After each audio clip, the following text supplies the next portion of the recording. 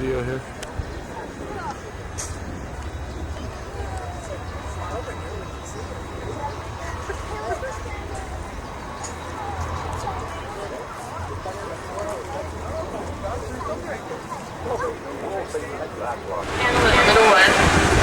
Street started into Delaware, DreamWorks movie Mousehead starring Nathan Lane. Minneapolis, St. Paul, and Jingle All the Way starring Arnold Schwarzenegger and Sinbad, 20th Century Fox film. It became San Francisco and Warner Brothers' Dirty Harry starring Clint Eastwood. This street coming up on my side was Brownstone Street, the street where Macaulay Culkin ran down the Home Alone 2 Lost New York, 20th Century Fox film. And speaking of streets, this street that we're driving on was the street that Marty McFly drove the DeLorean 88 miles per hour to go back in time. Welcome to Hill Valley and Courthouse Square. Off to the driver's side, you'll see the clock tower with Doc Brown, played by Christopher Lloyd, harnessed the bolts of lightning to propel Marty McFly, played by Michael J. Fox, Back to the Future.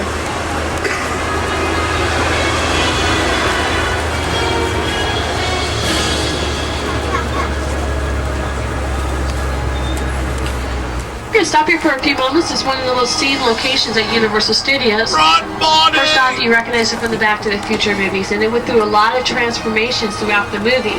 For the scenes that took place in 1955, we put a monument right in the center of the yard. Dirt paths led up to it. For the scenes that took place in 1985, we took out the monument, replaced this grassed area with the parking lots. And then for the scenes that took place in the year 2015, we thought people would be much more environmentally conscious by that time. We took out the parking lot, replaced it with a huge pond. But this has been in a lot of movies. This was the courthouse for To Kill a Mockingbird starring Gregory Peck. Spencer Tracy stood on the steps of the movie Inherit the Wind. It was a university campus for The Nutty Professor starring Eddie Murphy. It was completely covered in artificial snow and seen in the movie Sneakers, starring Robert Redford. In fact, it's the opening scene where you see the young Robert Redford character running across his college campus, falling down in the snow. Well, it wasn't snow that he was falling down in, obviously. It was actually plastic. The street lights, the signs of the buildings, these are all added right before the filming is about to begin.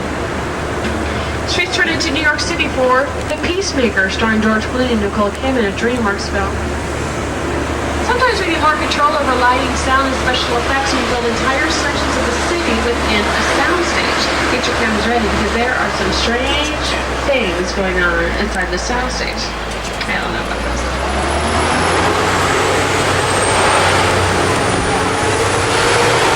We're just in. The path of destruction continues east, causing thousands to flee their homes. Police admit that they are powerless to stop the enraged beast. Military units are rushing to the scene. The beast was last sighted nearly 200 block of Old Fulton Avenue. We now go to live coverage on the scene with our helicopter reporter, Kelly King. Kelly. We're now hovering above the wreckage of a crushed L train. The helicopter beside us is searching for... Wait! There's a tram load of people down there. We've got to go down and warn them. Attention, people on the tram! You are in danger! Repeat, you are... Don't have to come down and help them! You have to stay! I don't see a man!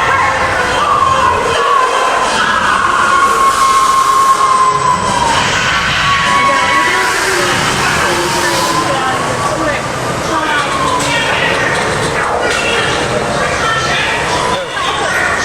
And that's where we're going. That's great. Okay, folks, nothing we can do. Swing the barrel. There he is. I see it. It's King Kong.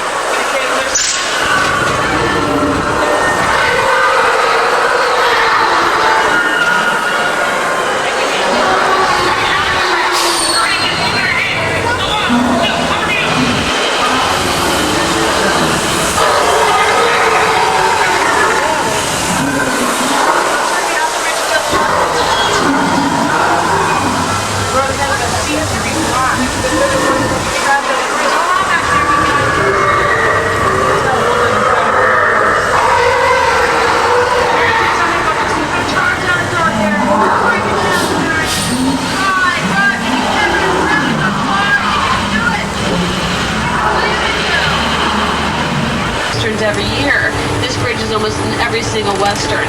While we still maintain the bridge, we still occasionally will use it for filming. So we're going to take you over the bridge. Excuse me. Here. Folks, we're able to take you over the bridge today. We're going to take the back or the side bridge. Just joking, you guys. We're not going... over the bridge. Actually, this is part of the tour. I was just joking before. Like, that's what I do. Okay. Part of the tour. Everything's fine. Brother.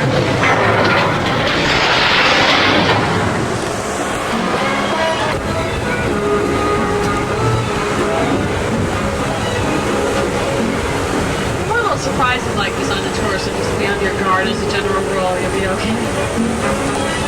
For instance, in the filming of The Lost World Jurassic Park, we used 5 different sound stages to film a lot of the outdoor scenes inside of our soundstage realistic.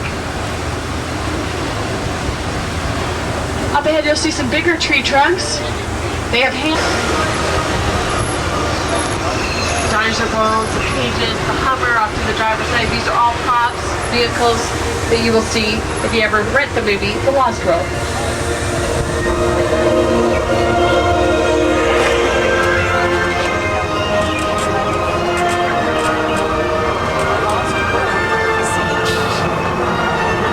Chicken wire and a little bit of wood.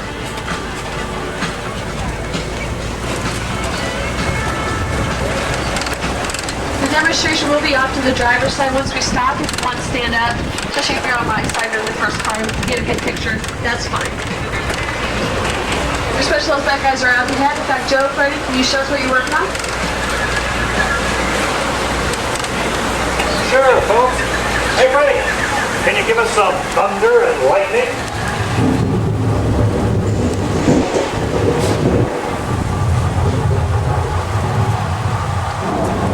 Okay, let's add in a little rain.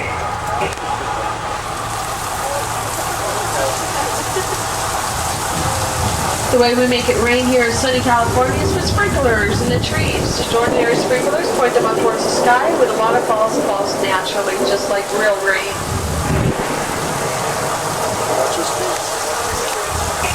Freddie, is that too much rain?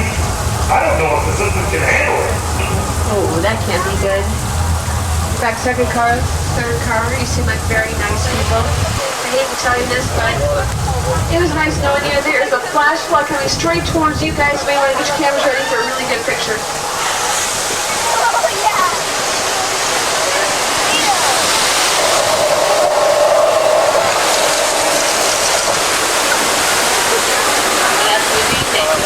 The way to the flood effect is that thousands of gallons of recycled water from the top of the hill. It's recycling right now to a holding tank. This allows us to do the effect over and over and over again, which is great for the tour, but even better for a movie. When they film a scene like this for a movie, they have to do it many times. They want that rain and the flood to be exactly the same each time for editing purposes. The part about our rain here in Hollywood is we can turn it on and we can turn it off on cue. I like that. Our old Mexico sets off to the driver's side were all seen most recently in the Tom Clancy miniseries Net Force, which starred Scott Backlot. It was on ABC a couple of weekends ago. Old Mexico off to the driver's side. You'll see literally the buildings do not have backs to them. Not all of our sets are like that though. In fact, we do have some practical sets, which means you can film indoor and outdoor scenes. We'll show you some practical sets in our oldest movie street, Denver Street. This is where we filmed our original silent westerns. I'm not lying this time. Not like the bridge. These really were built in 1915. And if they look small to you, they should. They were only built on a 7/8 scale. That way, when the cowboys stood in front of the smaller doors and windows, they would look bigger and brawnier and more masculine. These are called practical sets. You can't film indoor and outdoor scenes. They do not have roofs to them, so you can use natural sunlight as stage lights to stretch cheesecloth over the top of the building so it diffuses the light. Actors like Hoot Gibson, Mae West, W.C. Fields, John Wayne, Jimmy Stewart, Marlene Dietrich have all acted here. In fact, this is where Carl Lemley, our founder at Universal Studios, set up bleachers.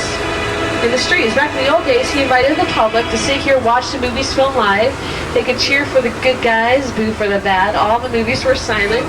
Gave them a nice boxed lunch, and it was all for the big price of $0.25 for the whole day. Wouldn't that be nice? They were very, very popular. More importantly, Sound was invented. It wasn't practical for us to have the guests right there in the middle of filming, making noise. So it wasn't until the 1960s that we developed a tour of Universal Studios. That just shows you how classic this tram that you're sitting on is.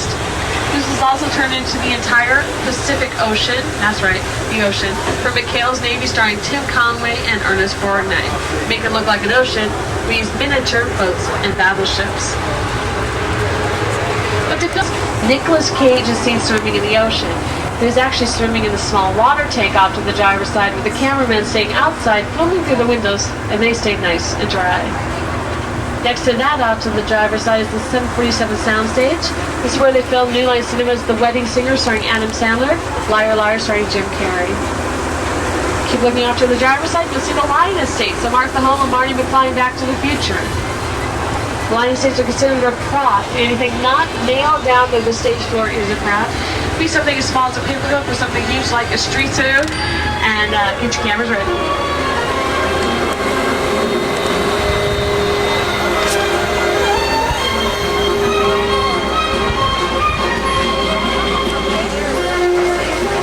The ducks are real, by the way.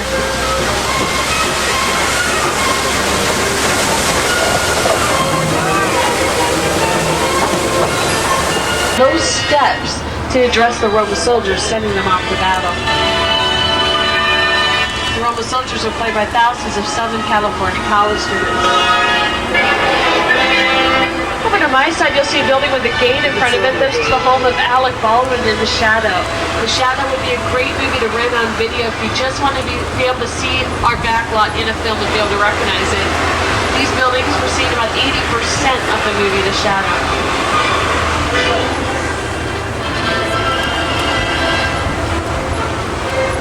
And if you're watching NBC last night and watched the musical Cinderella starring Brandy, Whitney Houston, Bernadette Peters, and Jason Alexander, then you definitely saw this area of our backlot. This is Little Europe, where they filmed Disney's Cinderella. This road that we're driving on is the road that Billy Crystal, Bruno Kirby, and Daniel Stern were charged by the Bulls in the Casa Rock film City Slickers. Matchbox 20 filmed their new music video here that's playing on MTV right now. 20th Century Fox TV show Buffy the Vampire Slayer has been here quite a few times, along with a classic spelling TV show called Beverly Hills 90210. This is where Brenda and Dot on vacation one summer in France. And then in 1929, we filmed here in 1919. All their classic monster movies filmed here, including Dracula, starring Bela Lugosi, The Wolfman, starring Lon Chaney, The Mummy, The Hunchback, even Frankenstein's monster himself acted in this area. The role of Frankenstein's monster was first offered to Bela Lugosi, who was the big star at the time. He turned down the... That's a little tremor. We get them all the time. Anyway, I was going to tell you the title of the movie, but never mind. We did.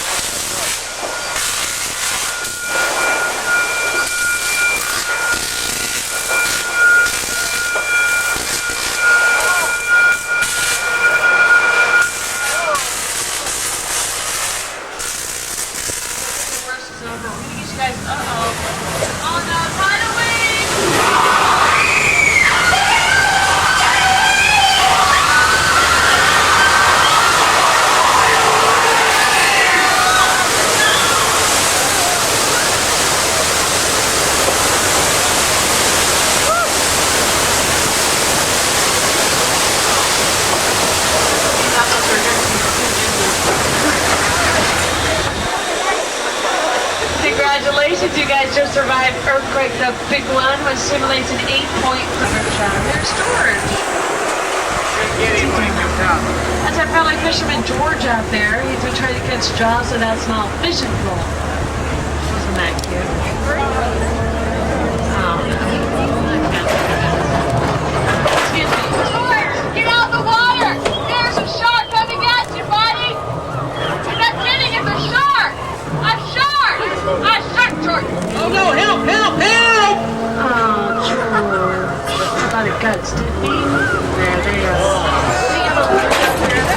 Lake, we have sharks attached to the boom. Just you might take a picture. If you have your camera right, you can get it. Let me get a look. I think it just took the bait. We got him! No, we got him. Bring the camera ready. Just go to anything. Hear that music? You know what happens when the music plays? Someone gets eaten.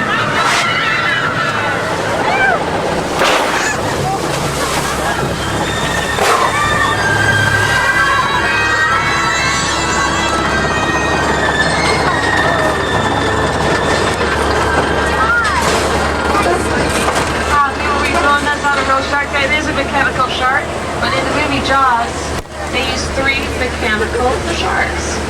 They're a little bigger than that one. In fact, each shark weighs a ton each. Hey, look, George the fisherman is back. Ah, George is alive. It's a miracle. Way to go, George. The movie Jaws came out in theaters for the very first time almost 24 years ago. Should none of you really remember being old enough to go to that movie when it first came out because it was all before your time. I know, but Jaws Take Odds and Doubles is quaint, happy code name for 12 seasons of Murder, She Wrote, starring Angela Lansbury as Jessica Fletcher. Angela Lansbury will come back once in a while here to Universal Studios to film a movie of the week based on her character, Jessica Fletcher, for Murder, She Wrote. This house will be seen in a new Babyface music video and the Kevin Costner baseball movie for Love of the Game. That's the exception. Most of the houses and buildings are not real. In fact, we're going to show you some more facades in this next location called Anytown, USA. Over to my side, you'll see a house with blue trim, the home of Ben Matlock. Matlock was a Viacom TV show starring Andy Griffith. This is the home of Nancy Drew from the Nancy Drew Mysteries. Again, I'm going to point out the houses off to the driver's side first. All these houses also appeared in the classic 1950s TV show Leave It to Beaver. Coming up on my side of the tram is the Cleaver family home from the TV show and the movie Leave It to Beaver. The Leave It to Beaver home can also be seen in the DreamWorks Paramount movie Deep Impact. Elijah Wood's character lives in that house. You can't miss it. This house with the fish guild on the side is the home of the Klopeks from The Burbs, starring Tom Hanks. Wall Street appears in the movie Casper, which takes place during Halloween, but that is not when it was filmed. So we brought out different trees for the greenery department and attached yellow, red, and orange leaves to all the branches. Coming up on my side, the brick building with the 2 black doors in the center was a schoolhouse for the Beaver and Leave It to Beaver. And the church coming up on my side was the schoolhouse for Eddie Munster from the Munsters. This mansion over to my side was a sanitarium when they sent Jimmy Stewart in the movie Harvey. The Psycho House and the Bates Motel for the classic 1960 horror movie, and also used in the remake of Psycho directed by Gus Van Sant. Despite which movie you've seen, you'll recognize a lot of our sets coming up on my side. First off, on top of the hill, the light brown house is the original Psycho house. If it looks small to you, it should. It was built on a 3/4 scale, so it would look further away from the motel than it really was. Speaking of the motel, we're going to show it to you. Great picture coming up on my side as we turn the corner. And a picture of the Bates Motel from the front with the Psycho house in the background. The front of the motel may look a little different. It was updated for the remake. The door that's open, the second door of the motel, was the room that Janet Leigh checked into.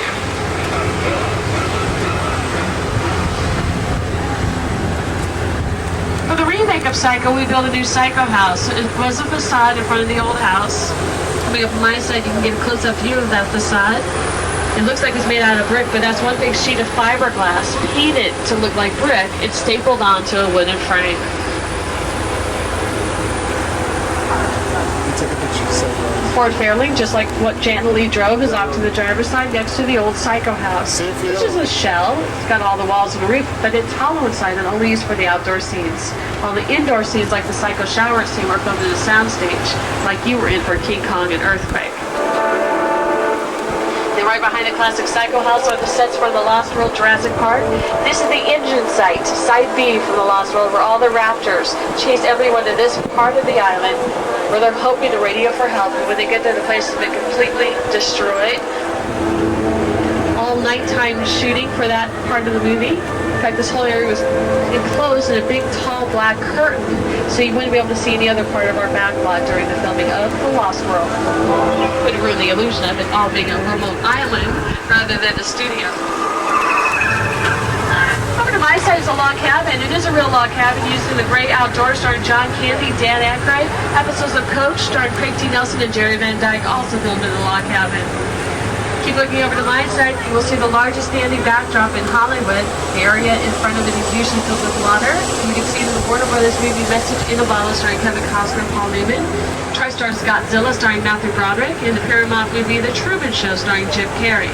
Not to mention a few Universal movies like the splashdown scene in Apollo 13, starring Tom Hanks, and the acid lake scenes in Dante's Peak.